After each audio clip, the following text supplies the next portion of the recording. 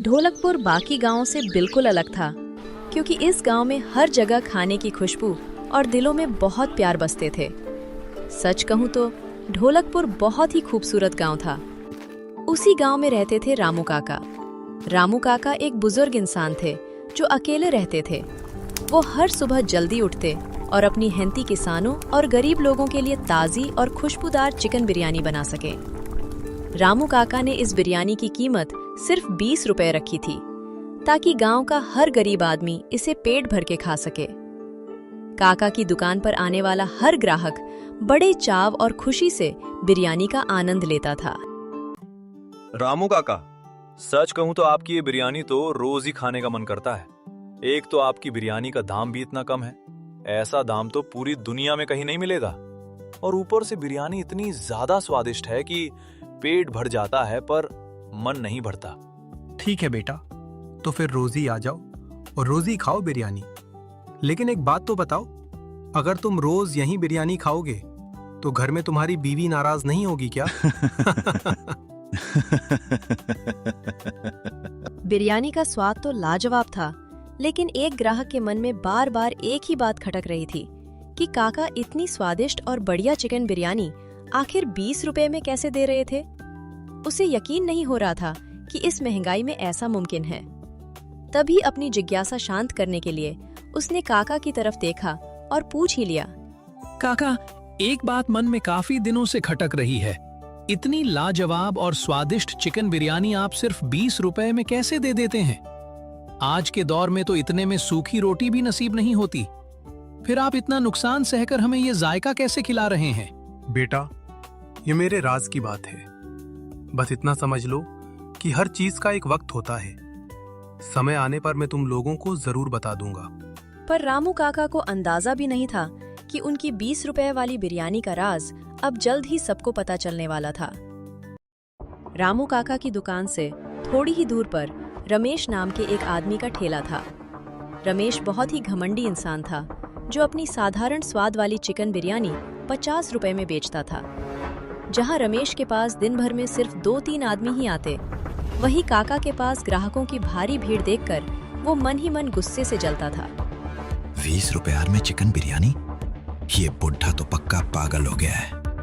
यहाँ मैं 50 रुपया में बेचकर भी बड़ी मुश्किल से अपना खर्चा निकाल पा रहा हूँ, और ये 20 रुपया में खिलाया जा रहा है।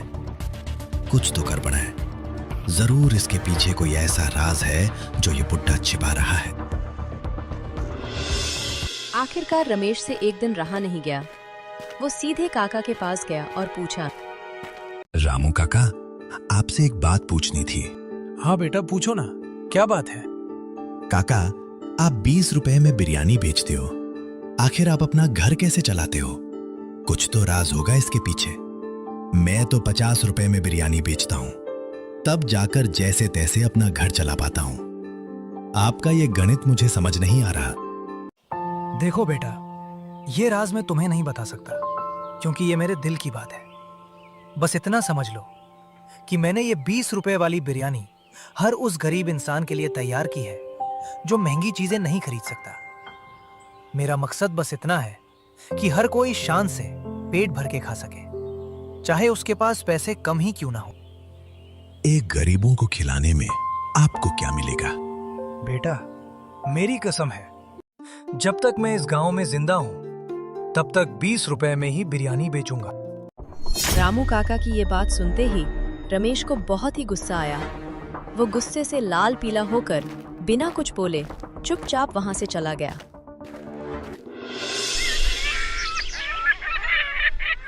दिन जब सुबह हुई तो रामू काका हमेशा की तरह अपने ग्राहकों को प्यार से बिरयानी परोस रहे थे। दुकान पर अच्छी खासी भीड़ थी और सब मजे से खा रहे थे। तभी रमेश फूड डिपार्टमेंट के एक अफसर को लेकर अचानक काका की दुकान पर धमक पड़ा। रमेश के चेहरे पर एक कुटिल मुस्कान थी। अधिकारियों को देखते ही वहां के माहौल में अचानक एक अजीब सा तनाव छा गया। हमें पक्की खबर मिली है कि आपकी दुकान में मिलावटी सामान से खाना बनाया जा रहा है। साहब, ये देखिए, ये 20 रुपए प्लेट चिकन बिरयानी बेचते हैं।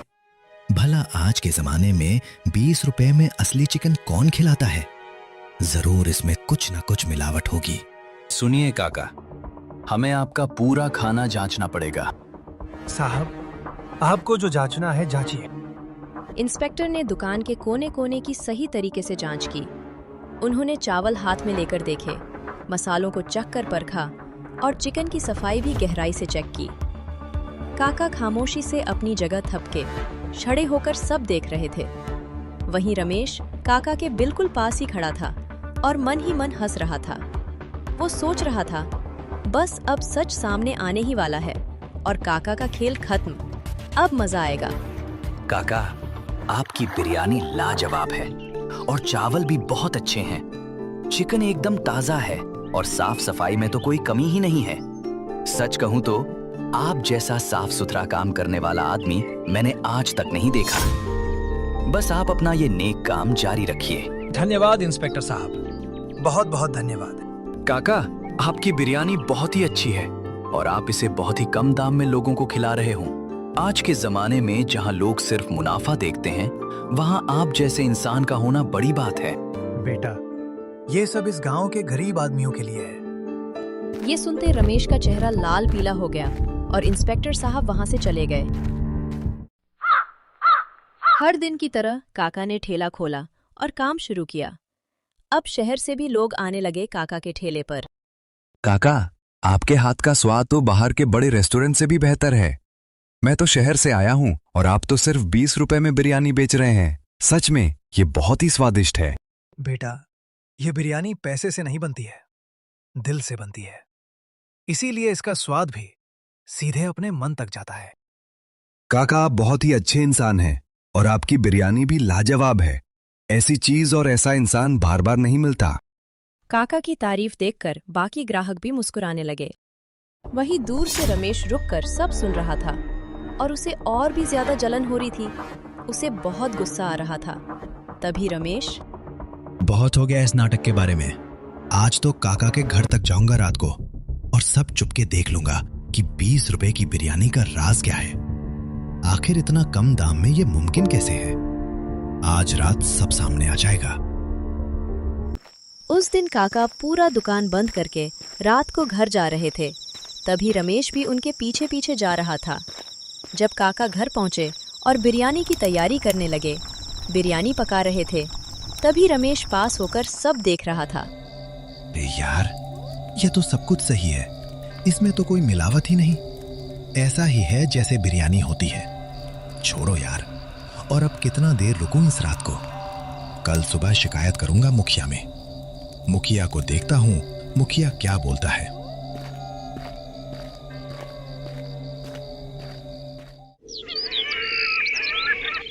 सुबह होते ही रमेश सीधे मुखिया जी के पास पहुंचा। गांव के मुखिया को आके सारी बात बताता है सुबह। तभी मुखिया जी उसकी बातें सुनकर गंभीर हो गए और बोले, तुमने सब देखा, सब कुछ सही है, तो दिक्कत कहाँ है? इंस्पेक्टर ने भी सही से चेक किया, सब साफ सुथरा है। काका कोई जादू तो नहीं कर रहे हैं ना? आज सबको जाकर पूछना ही पड़ेगा कि इसका राज क्या है। आज बताना ही पड़ेगा। मुखिया जी की बात सुनकर सारी भीड़ चली जाती है रामू काका की दुकान पर। काका, हम लोग मान चुके हैं कि आपकी बिरयानी बहुत ही स्वादिष्ट है और आप बहुत ही अच्छे हैं, लेकिन आज आपको हमें और गांव वालों को बताना ही पड़ेगा कि आपकी 20 रुपए की बिरयानी के पीछे का राज क्या है। आज लगता है वो दिन आ ही चुका है कि तुम लोगों को आज बताना ही पड़ेगा। तो चलो मेरे घर में, आज बिरयानी का राज तुम लोगों को बताऊंगा। और काका के घर में सब कुछ आ चुका था। गांव की भीड़, मुखिया जी और रमेश सब हैरानी से काका के रसोई के सामान को देख रहे थे। सुनो तुम लोग, मेरी बिरयानी कम दाम में बिकने का राज यही है। एक तो मुझे अपने गांव से सबसे प्यार है ताकि सब गरीब आदमी खा सके, और दूसरा, मेरे मसाले में सब कुछ है।